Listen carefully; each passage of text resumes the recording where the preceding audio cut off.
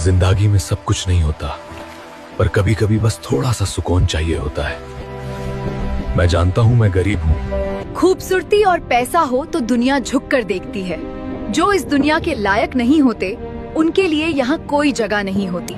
अरे स्पाइडर, हमने शेर की गुफा का तो पता लगा लिया, लेकिन शेर को पकड़ेंगे कैसे, ये मेरी समझ में नहीं आ रहा। हमारे पास कोई हथियार भी तो नहीं है। हल्कू, ऐसा करते हैं, हम चाचा की शिकार करने वाली राइफल और जाल चुरा लेते हैं। ऐसे कर स्पाइडर, तू जा राइफल और जाल उठा कर ला। नहीं हल्कू, तुम जाओ, मैं बाहर निगरानी रखता हूँ। अब यह चाचा ने राइफल कहाँ छुपाई होगी? चाचा ने कमरा कबाड़ से भर रखा है। बंदूक यहीं कहीं होनी चाहिए थी, कहाँ रखी होगी? शायद इस ट्रंक में होगी, खोल के देखता हूँ, मिल गई। अबे हल्कू, जल्दी कर, क्या कर रहा है? इतना टाइम क्यों लगा रहा है? अबे रुक जाओ बदमाश। हल्कू और स्पाइडर क्या कर रहे हो? मेरी राइफल चुरा कर भाग रहे हो। रुक जाओ, तुम दोनों को सबक सिखाता हूँ। अरे स्पाइडर, हमें बंदूक भी मिल गई और जाल भी मिल गया। मैं बंदूक से शेर को रोकूंगा, तुम जाल से पकड़ना। सुन स्पाइडर, मैं जाकर शेर का मुकाबला करता हूँ, तुम जाकर सभी बकरियाँ आजाद कर दे। हाँ हल्कू, मैं बकरियों को आजाद करता हूँ, तुम शेर को संभालो। अबे ओह शेर, नींद से जाग, देख तेरा सामना करने हल्कू आया है। आज तुझे पिंजरे में कैद करके ही रहूंगा। बहुत बकरियां खा ली तुमने, आजा दौड़ कर शेर। तू तो मेरे आगे क्या ही है, मेरे एक मुक्के से बेहोश हो जाओगे। क्या बात है हल्कू, एक मुक्के से शेर बेहोश कर दिया, कमाल कर दिया तुमने। अब दोस्तों वीडियो को लाइक और फॉलो कर ले।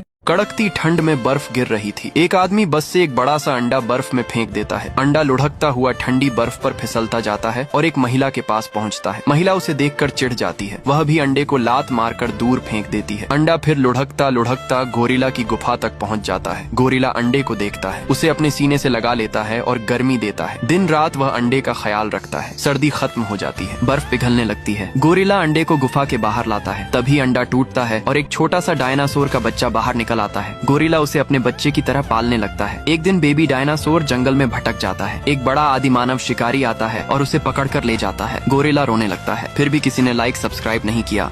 144 वर्षों में लगने वाले महाकुंभ में महाकुश्ती होने जा रही है। आपने तो बहुत सी कुश्तियां देखी होंगी, लेकिन ऐसी कुश्ती कभी नहीं देखी होगी। इस कुश्ती का पूरा ऐलान हर गांव, हर शहर में होता है। सुनो सुनो गांव वालों, 7 दिन बाद महाकुंभ लगने जा रहा है और इस कुंभ में एक महाकुश्ती भी होगी। इस कुश्ती में एक शर्त भी है, जो ब्लैक बुल को हराएगा वही महाकुंभ का राजा बनेगा और हर साल राजा बनकर रहेगा। अगले दिन मुन्ना की माँ मुन्ना और हल्क की ट्रेनिंग करवाती है। वह हर रोज मुन्ना और हल्क को 100 लीटर दूध पिलाती है। इतना ही नहीं, मुन्ना और हल्क अपनी माँ की बात मानकर हर रोज 20,000 के डंबल उठाते हैं और दोनों दौड़ लगाते हैं। इधर रेड बुल भी महाकुंभ के लिए तैयारी कर रहा था। रेड बुल हर रोज 10,000 किलोमीटर दौड़ लगाता है और रोज काजू किशमिश खाता है। इधर ब्लैक बुल है, जो 140 बरस में लगने वाली कुश्ती में किसी को भी धूल चटा देता है। जब वह अखाड़े में जाता है तो सभी पहलवान थर थर कांपने लगते हैं। इसी तरह पूरे 7 दिन बीत जाते हैं। अगले दिन सब लोग महाकुंभ में पहुंचते हैं। रेड बुल, मुन्ना, हल्क और ब्लैक बुल तीनों एक साथ अखाड़े में आते हैं।